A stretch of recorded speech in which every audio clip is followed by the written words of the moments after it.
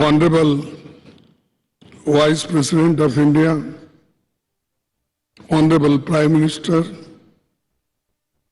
Honorable Speaker Lok Sabha, Honorable Leader of the Rajya Sabha, Honorable Sri Adiranjan Chaudhary ji, Honorable Minister of Parliamentary Affairs, Honorable Members of Parliament, and all the respected leaders. We have all gathered here today to commemorate the rich legacy of the Parliament of India in this historic Central Hall. When we talk about Indian parliamentary heritage, the hallowed precinct of this Parliament House and the Central Hall, where we have gathered today, hold a very special significance. The Constitution of India is the bedrock of Indian democratic polity. It is in this very Central Hall that the Constituent Assembly held its sittings from 1946 to 1949, spanning a period of 2 years, 11 months, and 17 days.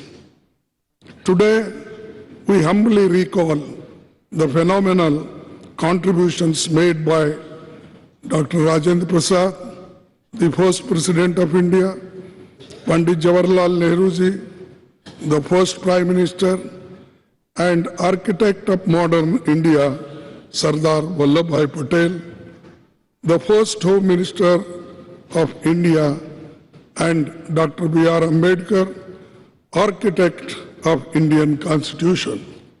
It is also an occasion to recall with gratitude the contributions of Sri G.V. Malvankar, Dr. Sarvapalli Radhakrishnan, and also acknowledge the collective contribution by members of the Constituent Assembly, Provisional Parliament, and first and all subsequent Lok Sabha. This Central Hall was witness to Pandit Nehru's tryst with destiny speech on the eve of India's independence. And yesterday, the Prime Minister also mentioned this in his speech. I am thankful to you because you remembered this historic speech on this yesterday's occasion.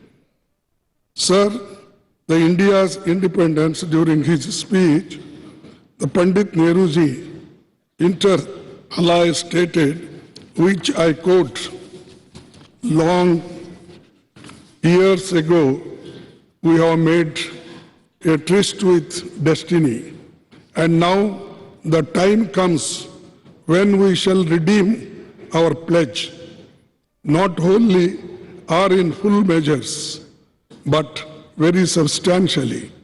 At the stroke of the midnight hour, when the world sleeps, India will awake to life and freedom.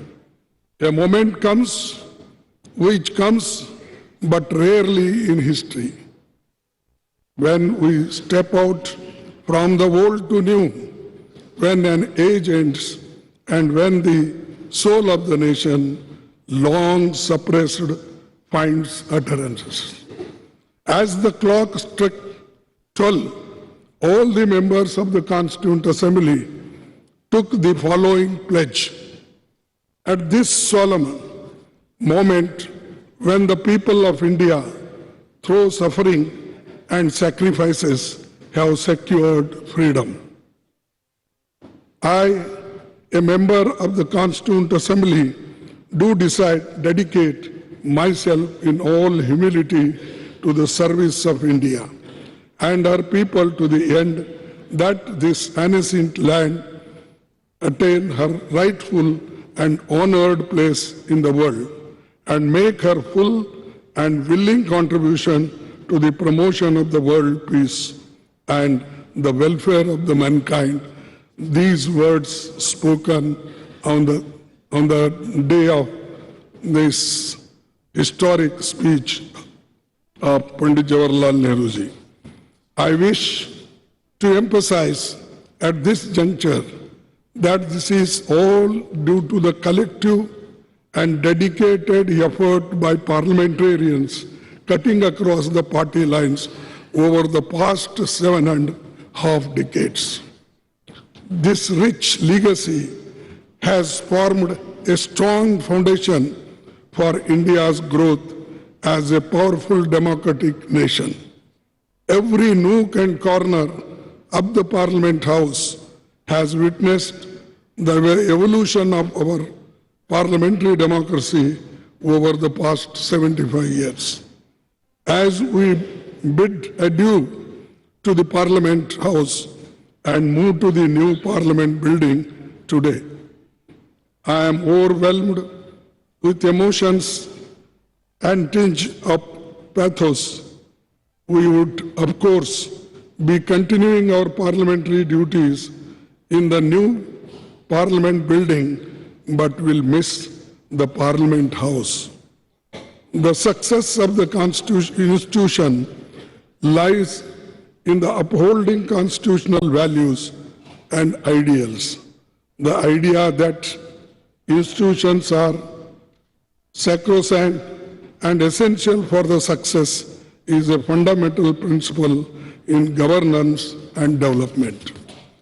We should commit ourselves to adhere to and preserving the constitutional values and parliamentary traditions as the country moves ahead in effectively performing parliamentary duties and in our endeavors for the growth of our nation. To build this country, forgetting our parties, political parties, we should be one to build the nation, to protect the nation, to protect the Constitution, to protect the democracy. This must be our aim. With these words and one quote I will say, no man can be grateful at the cost of his honor. No woman can be grateful at the cost of her chastity. And no nation can be grateful at the cost of its liberty. So, to protect our liberty, to protect our integrity, we must work all together. That is the only way to build the nation. Thank you. Jai Hind.